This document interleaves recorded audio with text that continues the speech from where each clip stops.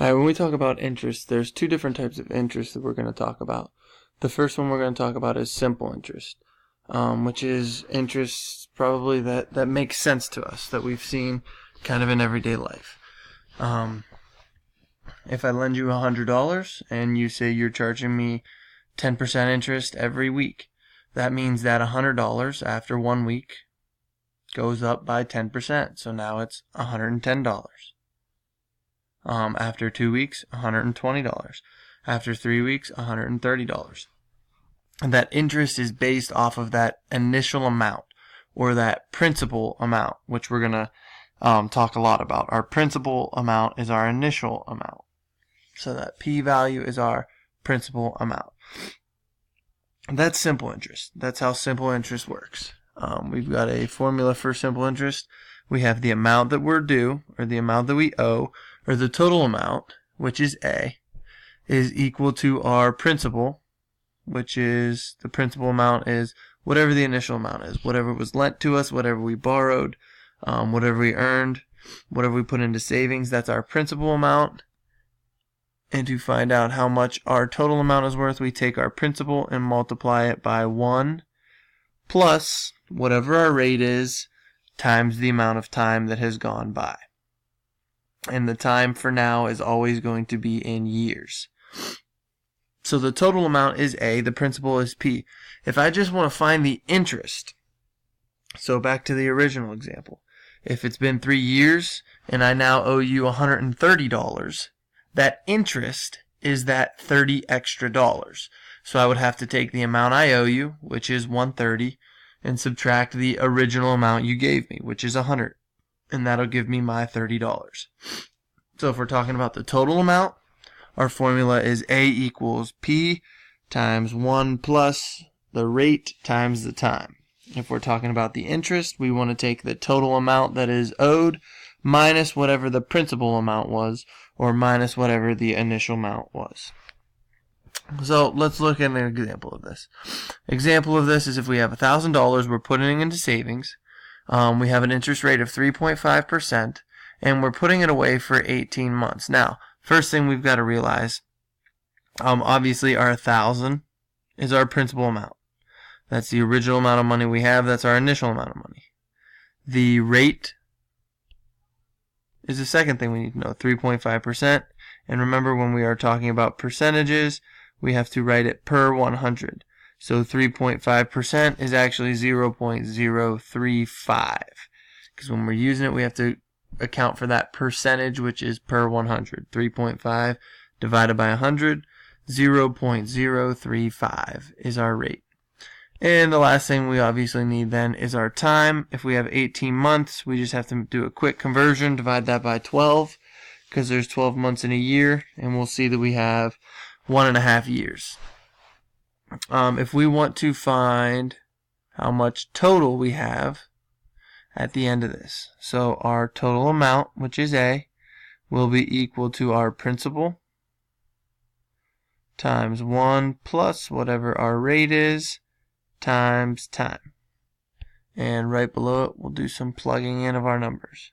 So our amount should be equal to our principal, which is $1,000 times 1 plus, now remember our rate is 0.035 and our time is 1.5 years.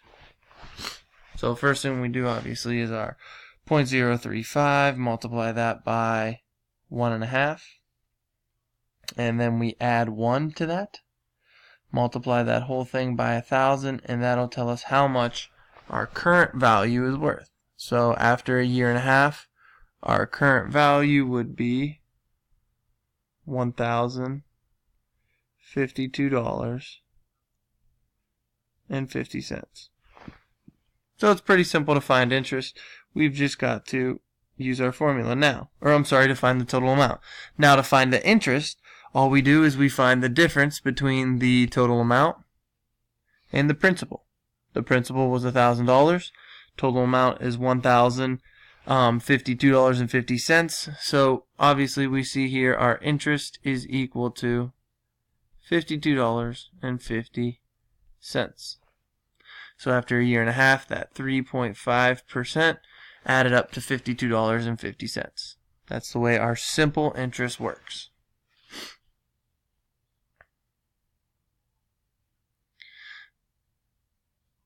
We could see another example, and we'll work through it here real quick. We'll use the same exact formula. Our A, which is our amount, is equal to our principal times 1 plus whatever our rate is times our time. So in this case, our amount is equal to our principal, which is $38,000, times 1 plus 8.25% is 0.0825. And we're talking about a period of 20 years. So we're going to plug in 20. Again, all we're really doing on these problems, we're just going to plug them in and then work through the math. So I do 0.0825 times 20 plus 1 times 38,000.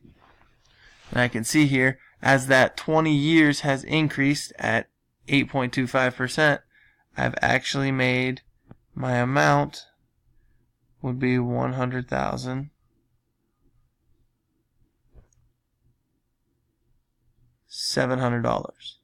Okay, so we can see if we're talking about a loan here, so that loan we want to find what the interest is. So we know that originally it was $38,000. We know that after 20 years it'd be worth $100,700. So what we could do to find that interest is do $100,700 minus 38,000, and we can see here over a course of 20 years that interest adds up really to be almost twice what the original value was, with $62,000, almost $63,000. That would be our interest. So that's the amount of money that was built up over time. And we can see this doesn't change. We don't have an exponential relationship here. All we're doing is taking that same 8.25% and adding it in there for 20 years. Where things get a little bit more tricky is when we talk about compound interest. Compound interest means that we are compounding whatever it is that we've made. So we're actually going to take into account the money that we have made. So it's going to compound every certain amount of time, whether that's every year, every half a year, every quarter of a year, every month, whatever really the situation is, we can change it. And we can see the formula doesn't look too different. We still have our amount for A, we still have our principal there for P, and we still have a 1 plus some sort of number. Now the only difference here is what we're adding is our interest rate, which is R, and we're dividing that by the number of times per year it's compounded. So if it's compounded annually, which means once a year, that's just going to be a 1. If it's compounded semi-annually, which means twice a year, that's going to be a 2. And then we can see here we have an exponent that ties in the time, which is the number of years, but we also multiply that by the number of times it's compounded. So if it's compounded twice, we would plug in a 2 for n, and then we would plug in our time value. Now, what we've talked about so far up to this point are times compounded. It was always yearly, so we would always have a 1 there, so it really didn't change the equation. But in this first problem, we're going to see how it changes things. If we're depositing $6,500 into account, and it's paying 8% annual interest, that is compounded monthly, which means it's paying off 8% throughout the year, but it's compounded monthly, so it's going to be compounded 12 times. So that n value is going to be a 12. We want to know how much money is going to be in the account after 7 years. To find the amount, we're going to take the principal, which is $6,500,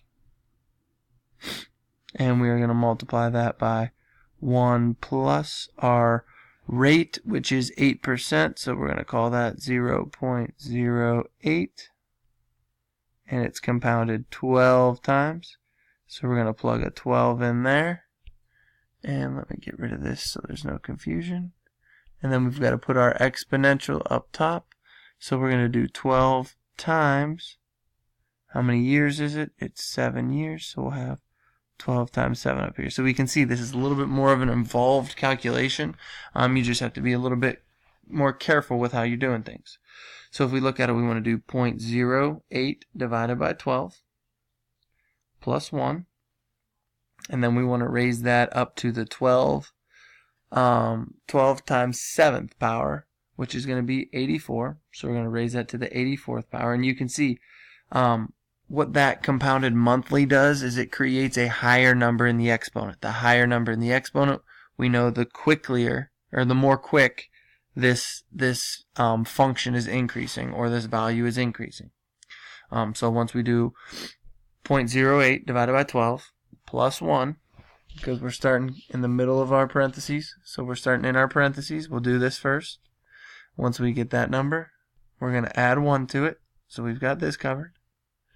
Once we get that number, we're going to do the whole thing to the 84th power, okay? And then the last thing we have left is we want to multiply by 6,500 to find what our value is. And if we look at this, we calculate it, we see that after 7 years, making 8% interest compounded monthly, we end up getting $11,000, $11,358.24. Okay, so the only real changes here with the equation that we've been using is now this, how many times we're compounding things. And it's not overly difficult. We just have to understand what the number corresponds to. Monthly means 12 times a year. Daily would mean 365 times a year. Annually means once a year. Semi-annually, twice a year. Quarterly means 4 times a year.